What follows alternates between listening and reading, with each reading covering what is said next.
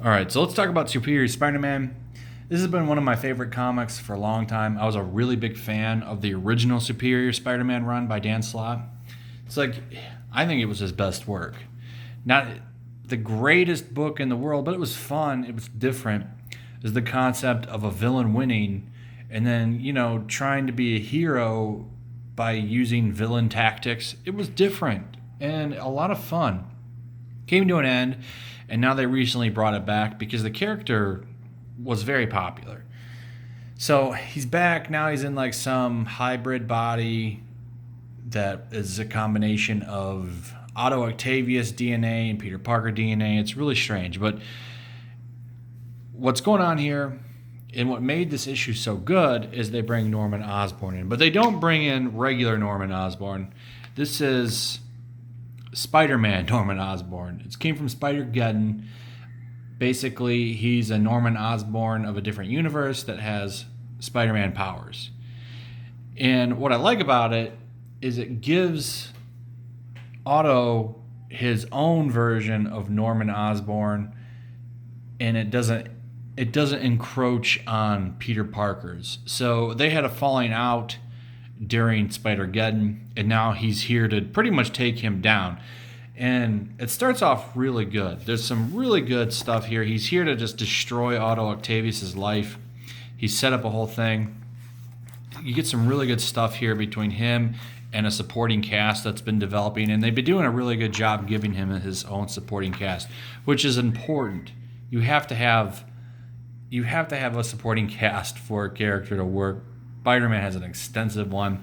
So they've been building one up for him for a while. So here's the big thing. They put it out that San Francisco Spider-Man is really Doc Ock. He has to go on damage control now. They interview Spider-Man, the real Spider-Man, about it, and he confirms it, as does Reed Richards. But they confirm, hey, he's like doing good things and helping and trying to make a difference, which helps. The really good stuff here is the interaction between him and this little boy that he was helping. Like, he gets in stuff like, fake Spider-Man, why'd you lie to me? Because he told him that he was the real Spider-Man. He's like, I just wanted you to like me. And he's like, gives him a hug. That was pretty good stuff. Really good. This is probably, out of the 10 issues, the best one that they've put out so far. Really good character development in this issue. A lot. He finds out Horizon University's that fat guy who helps run it, figures out that he's Spider-Man and helps him, and further extending. He actually was introduced in Dan Slott's run, and he moved over with Anna Maria. And what happens is they're trying to get to the Web of Life. Spider-Man Norman Osborn, or whatever his official name, finds out, and it's set off that they're going to fight. So they've been doing a really good job. Like, this is a really sleeperish. This is a sleeper hit book, like, that no one's reading. I guess the sales are down. I hope they keep it going for a while. I hope they don't send him back to being evil Otto. If they bring Otto back, I hope it's like a different version. I would hate to see this character going back to what he was, because for years now they've been developing this anti-hero Superior Spider-Man. A lot of people wish that he had kept Superior Octopus, which would have been fine too. I like him better as Superior Spider-Man, but they do have a lot of Spider-Men running around.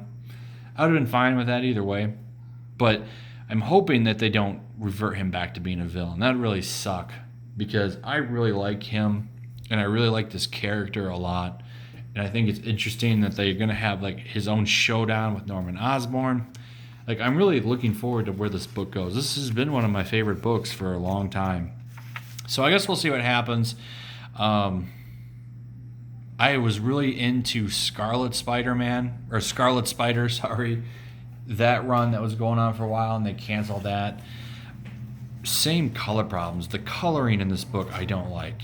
I wish that they would get the colorist who's doing this cover. It'd be a little bit better. But yeah, this has been a fun book. It's probably one of the better 150,000 Spider-Man books. But I think if you check it out, it's hard to recommend it because it's really, there's so much history behind the character. But I think you can pick up and read it. Right now, it's just hitting its stride. you could probably just pick up right here and go. That's pretty much it. Recommended. Like, subscribe, hit the buttons. I'll see you guys on the next one. Peace.